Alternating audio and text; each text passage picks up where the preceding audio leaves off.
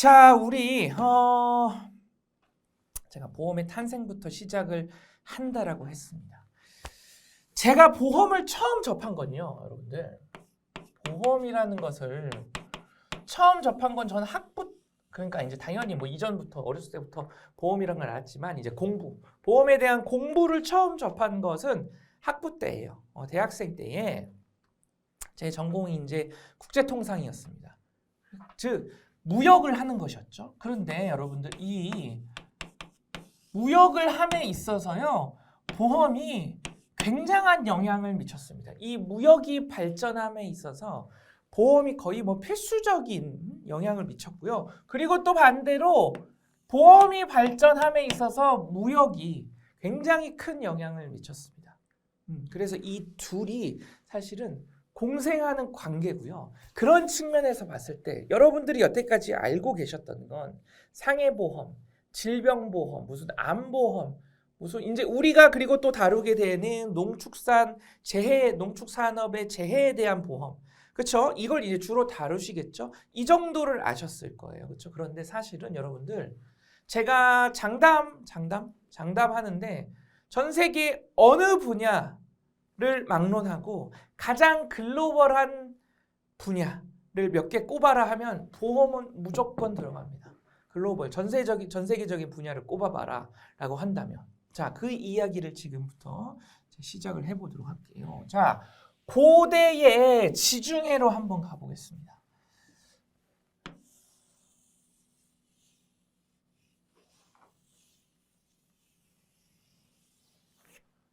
자, 여기가 이제 지금으로 치면 영국 땅이고, 여기는 지금으로 치면 스페인이죠.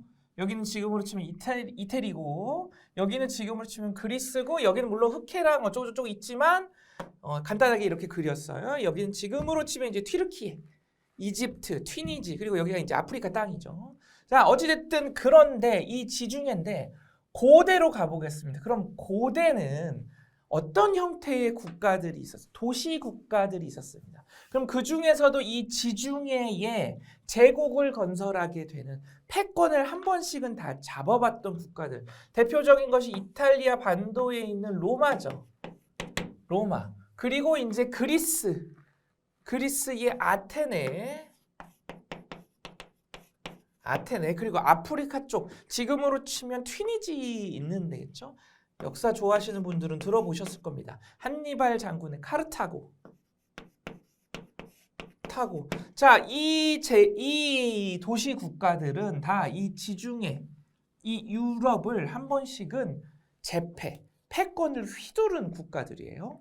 자, 그러면 제가 다 이 국가들은 어떤 형태를 띠고 있다? 도시국가 형태를 띠고 있다라고 했습니다. 도시국가. 자, 그럼 생각해 볼게요. 도시국가의 형태니까 하나의 도시가 나라인 형태인 겁니다. 그렇죠? 그러니까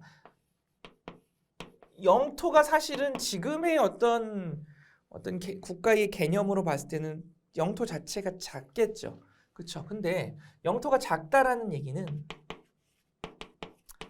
생산량도, 거기서 생산되는 생산량도 적다라는 얘기고, 생산되는 어떤 품목들의 다양성도 떨어진다라는 얘기입니다.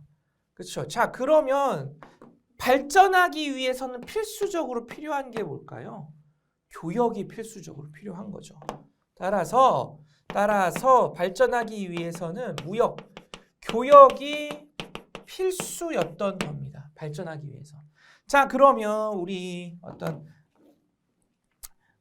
이 국가 중에 교역으로 이름을 날렸던, 물론 다 마찬가지지만 날렸던 아테네로 가보도록 할게요. 자, 아테네가 이제 도시 국가들과 교역을 하려고 합니다. 그래서 자, 아테네가 이렇게 육로를 통해서 육상 교역을 통해서 이런 식으로 교역을 시도를 했어요.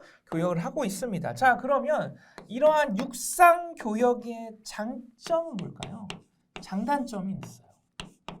장단점. 자, 여러분들 이 지금 이거 이렇게 하는 거 있죠? 시험에 안 나옵니다. 시험 안 나와요. 시험에 나오는 거는 제가 이거 시험에 나옵니다라고 해드릴 거예요. 되시겠죠? 지금은 그냥 편하게 보시면 됩니다. 편하게. 자, 육상 운송의 장점은 뭐냐면 안전합니다. 안전해요.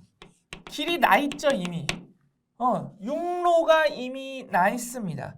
그리고 국가를 거치면서 어떤 치안도 유지가 되고, 그 다음에 육상에서는 우리가 재해나 이런 것들이 어느 정도 예상이 되고 어느 정도 대비가 됩니다. 바다에 비하면 훨씬 안전한 거죠. 그렇죠? 그러니까 안전하다라는 표현을 저는 이렇게 써보도록 할게요. 자, 위험이 적다. 되실까요? 위험이 적다. 그리고 이 위험을, 자, 제가 영어를 조금 쓰겠습니다. 왜냐하면 실제적으로 시험에서도 이 얘기가 나오거든요. 2차 시험 가도요, 여러분들.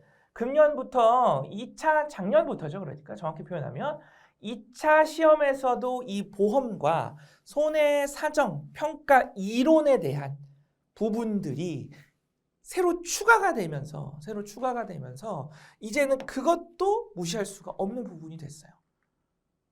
과거에는 사실 2차 시험이라고 한다면 정말 이제 보험금, 쉽게 얘기하면 보험금 계산하는 거, 보험 약관에 대한 부분들 딱 이 정도만 나왔거든요. 그때 농구원에서 교재가 사실은 나오면서 이 보험 이론, 손해사정과 평가에 대한 이론들, 그런 이론들이 추가가 됐습니다. 그러다 보니까 지금 제가 말씀드리는 이 개념들을 잘 이해해 두시면 1차 상법 보험편 할 때도 마찬가지고요. 2차 가서도 그 어떤 손해평가 이론에 대한 부분들 여러분들 공부를 할 때에 결국에는 이 얘기거든요. 자, 그래서 위험을 저는 앞으로 리스크라고 하겠습니다. 그래서 R이라고 할게요. 괜찮으시죠? 여러분들 이 정도는. 자, 그래서 위험이 적습니다. 육상운송은 위험이 적어요. 단점은 뭘까요? 단점. 일단 멀어. 이 지도로 봤을 때는 멀어. 자, 그런데 가장 큰 문제는 이거예요. 한 번에 운송할 수 있는 양이 얼만큼 안 됩니다. 특히나 뭐 이때 기차가 있는 것도 아니고 사람이 짊어지고 가거나 수레에 담아 뭐 실어서 가거나 이런 거예요. 그렇죠? 그러면 한마디로 교역량이 얼마 안 돼. 이게 단점인 겁니다. 그래서 아테네가 고민을 한 거예요. 야, 우리가 근데 지중해를 이렇게 끼고 있는데 땅으로만 가야 되니? 네, 그래서 바다로 해상 무역을 하기 시작합니다. 자, 그럼 우리 육상 무역과 해상 무역을 했을 때를 한번 비교를 해볼까요?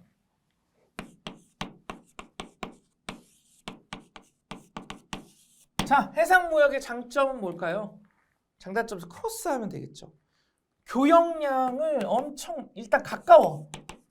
이걸로 봤을 때. 그렇죠? 기존보다 훨씬 가깝죠? 그리고 가장 큰 것은 교역량을 많이 가져갈 수 있다. 많이 가져가는 정도가 아니라 육상에 비하면 그냥 대규모로 배에 실어서 갈 수 있습니다. 지금도 마찬가지예요. 사실은 지금도 그래서 여러분들 무역할 때 비행기로 가요, 기차로 가요, 배로 가요. 물론 다 이용하지만 거의 대부분이 멀리 이제 무역을 함에 있어서는 아주 큰 컨테이너선 해상 무역을 합니다. 해상 무역. 그래서 여러분들 사실 보험에서도요 가장 큰 분야가 큰 단위도 큰 글로벌한 분야가 해상 보험 부분이에요. 그래서 자 어찌됐든 그렇기 때문에 해상 무역의 이점은 지금처럼 지금까지 이어져 오고 있는 것처럼 교역량을 말도 못하게 육상보다 크게 가져갈 수 있다는 거죠. 육상은 사람이 짊어지고 아니면 수레에 실어서 가는데 큰 배에다가 딱 엄청 실어서 그냥 바다에 뜨기만 하면 되잖아요. 쭉 가면 되니까 이것이 너무 좋다. 이 이득이 너무 큰 거예요. 단점은 뭘까요? 단점. 위험이 너무 커. 위험이 왜 클까요? 자, 일단은 대규모, 자, 내가 어떤 비싼 물건을 많이 가지고 이동하는 것과 요만한 이 물건을 이동하는 거 누가 더 위험이 커요? 도난당할 위험 아니면 물건을 손해볼 위험이 그쵸? 많은 물건을, 비싼 물건을 이렇게 크게 가지고 가는 사람들이 훨씬 더 위험이 큰 거죠. 당연히 그만큼 위험을 떠안고 있는 것이잖아요. 이해되실까요? 위험이라는 개념은 야, 사고가 발생해야 돼, 손해가 발생해야 돼, 그것만이 위험이 아닌 거죠. 우리가 위험이라고 표현한다는 것은 사고 발생의 가능성까지 다 내포가 된 상태죠. 내가 내 주머니에 10억짜리 다발은 10억이 주머니 안 들어. 10억짜리가 있습니다. 내가 이걸 매일 주머니에 갖고 다녀요. 그럼 나는 엄청난 위험에 초래되고 엄청난 위험을 지금 보유하고 다니는 겁니다. 꼭 이걸 훔쳐가야만 위험이 발생한 게 아니죠. 그렇죠? 내가 10억짜리를 넣고 평상시에 그냥 출퇴근하고 밥 먹고 다니는 것만으로도 나는 엄청난 위험을 떠안고 사는 거예요. 그런 측면에서 봤을 때 해상 운송, 무역은 위험성이 크다라고 볼 수 있는 거죠. 왜? 대규모니까. 이해되실까요? 자, 그리고 또 중요한 게 뭐다? 대규모 플러스 위험의 크기가 커요. 그렇죠? 위험의 크기가 엄청 큰 거예요. 위험의 크기가. 자, 그런데 그 다음은 또 뭐냐면, 근데 중요한 건 이 위험이 예상하기가 어려워. 무슨 얘기예요? 자, 바다는 당시나 이 당시에는 바다는 참 여러분들 변화무쌍한 곳입니다. 그렇죠? 그리고 인간이 사실 속수무책으로 당할 수밖에 없는 곳이 바다잖아요. 그렇죠? 육상은 그래도 바다보다는 훨씬 안전하고 대비가 되는데 바다에서 아무리 큰 배라도 그 큰 바다가 어떤 태풍이 일어나거나 기상이 악화가 되면 그쵸? 속수무책으로 그냥 당해버리는 곳이 바다고, 특히나 이 당시에는 뭐 기상 시스템이 있던 것도 아니고 예측하기가 굉장히 어려워요. 우리가 예측을 어느 정도 한다면, 자, 예를 들어 볼까요? 육상운송에서 야, 우리 이번에는 조금 대규모로 비싼 물건을 가져가 보자 라고 한다면, 아, 근데 사장님 이거 너무 비싸서 만약에 도적대나 이렇게 나타나 버리면 이거 우리 감당이 안 되는데요. 야, 그러면 우리 용병을 고용하자. 용병을 이 정도 규모로 가면 도적대 규모가 보통 한 뭐 몇십 명 정도니까 우리가 용병을 몇 명 고용해서 가면 괜찮을 거야. 아니면 우리 지나갈 때마다 그 지역에 어떤 뭐라고 해야 될까요? 그 지역의 지도자들, 저기 책임자들, 보안 책임자들한테 조금 이제 통행료나 이런 것들을 주고 우리를 좀 보호해 주세요. 이 영토를 통과하는 동안 이렇게 좀 계산적으로 야, 어느 정도 손해가 발생할 것 같고 그럼 그 위험의 크기가 어느 정도니까 우리가 비용을 이 정도 들어서 이렇게 대비하자. 이게 어느 정도 됩니다. 그렇죠? 자, 근데 해상 그게 어려워요. 변화무쌍하고 하다 보니까 이런 점이 단점이다 이겁니다. 이런 점이 단점이다. 자, 그런데 항상 여러분들 우리 이제 손해평가사 하시는 분들도 사업하시는 분들, 개인 사업 하시는 분들 많죠? 사업가는 항상 어때요? 돈을 진짜 버는 사업가는 이익이 있는 곳으로 갑니다. 그쵸? 방법의 문제일 뿐이지 이익이 있는 곳으로 가는 게 사업가잖아요. 그럼 결국에 여러분 보세요. 여러분들이 사업가라고, 자, 사업가 마인드를 가져보세요. 내가 돈도 이미 많고 성공했고 더 큰 욕심이 있어. 그러면 육상으로 가시겠어요? 일로 가시겠어요? 자, 보세요. 바다는요, 예상하기가 어려워. 위험 크기가 너무 커. 그쵸? 그런데 또 이러한 이점도 있습니다. 사실 이 위험이 발생이 잘 안 해. 그쵸? 태풍이 매일 치는 거 아니고 정말 어쩌다 만나잖아요. 여러분들 살면서 바다에서 태풍 만나신 적이 얼마나 되세요? 그렇게 해서 좌초되거나 한 번도 없으니까 우리가 또 이렇게 살아있겠죠. 그렇죠? 자, 이 위험이 얼마 안 돼요. 그러면 이렇게 생각하는 겁니다. 야, 이거 확률이 한 1, 2%라고 칠까요? 야, 이 1, 2%의 이 확률 때문에 우리가 이 엄청난 이득을 포기해야 돼? 엄청난 이득을? 그쵸? 그럴 수는 없어. 사업가들은 이익이 우선이니까. 그럴 수는 없어. 그래서 어떻게? 오케이. 해상 무역을 하자고 단 단 생각 없이 할 수는 없잖아. 내가 그래도 비즈니스맨인데. 그래서 해상무역을 해. 그래서 이 이익을 위해서 해상무역을 하는데 우리가 이 예상하기도 어렵고 큰 위험을 위험을 관리를 조금 해보자. 대비를 좀 해보자 이거예요. 그렇게 해서 위험 관리에 대한 대비에 대한 개념이 생겨나는 거죠. 그렇죠? 무역에 있어서. 야, 어떻게 하면 오케이, 이런 위험이 도사리고 있는 건 알겠어. 그런데 야, 어떻게 하면 저 위험을 조금은 줄여볼까? 라는 것을 이제 고민하기 시작하는 겁니다.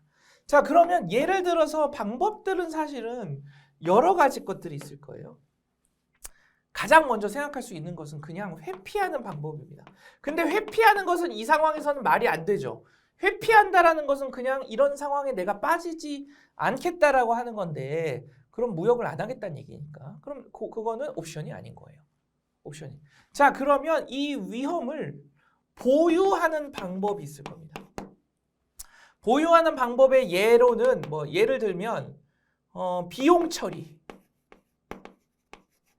처리하자. 쉽게 얘기하면 사장님 우리 이번에 배 타고 이렇게 가다가요. 태풍이 만나서요. 저희가 배가 너무 무거워서 물건을 한 2박스 버렸습니다. 어쩔 수 없이.